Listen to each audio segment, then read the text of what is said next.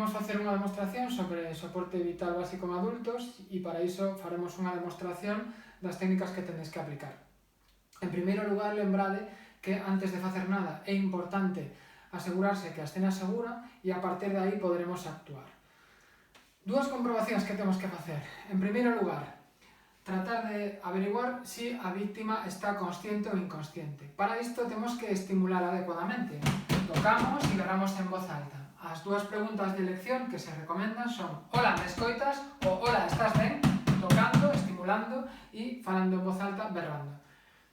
Observamos a resposta desta persoa despois de realizar esta técnica e se a persoa non emite ningún son, se non move ninguna parte do seu corpo, imos determinar que está inconsciente.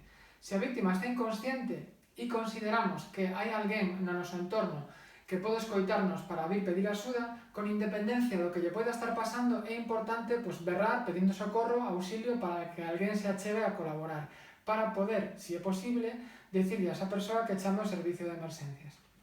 Ben, en segundo lugar, mentras esa persoa se achega, temos que facer a segunda comprobación. Para isto, desvestindo o tórax da víctima, imos realizar a comprobación de presencia de signos vitais, fundamentalmente a respiración. Para isto, realizamos a seguinte maniobra. Man na fronte e dous dedos no queixo, tirando a cabeza hacia atrás, sempre que non exista sospeita de lesión medular. Achegamos a nosa cara, a boca e o nariz da víctima, mentres observamos se existe elevación do tórax. Tras esta comprobación, observamos o aspecto que presenta e intentamos determinar se hai algún signo de circulación espontánea, a coloración que presenta, a quietud, etc.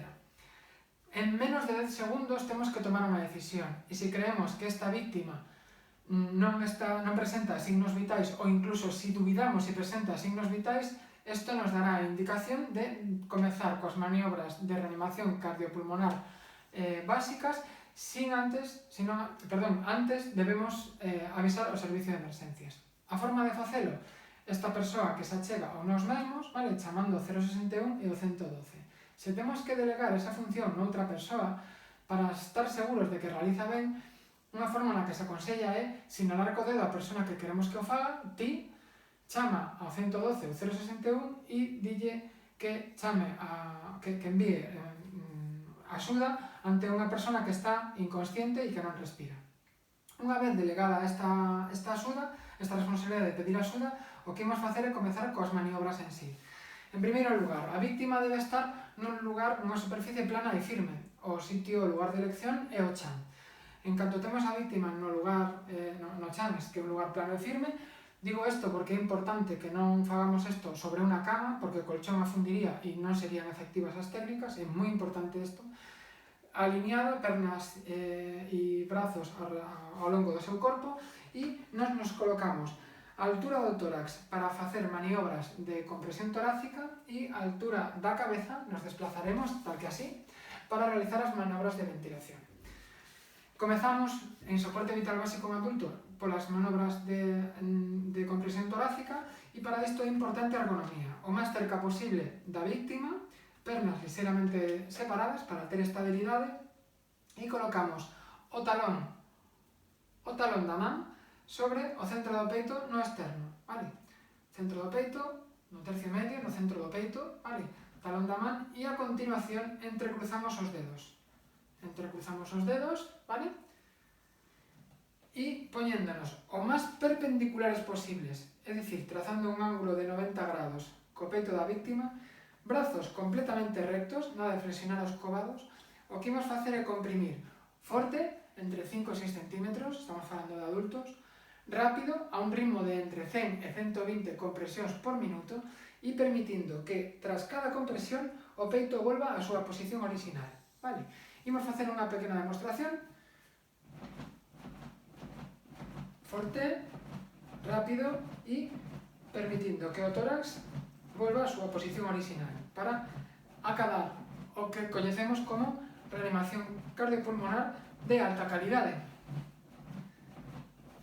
30 compresións. O ciclo, lembrade, 30 compresións, nos desplazamos, abrimos a vía aérea coa manobra que comentamos antes, fronte queixo, así, e agora o que imos facer é taponando a nariz para que o aire non saia polo orificio máis próximo á boca, abrindo ben a nosa boca e sellando ben os nosos beizos ao redor da boca da víctima.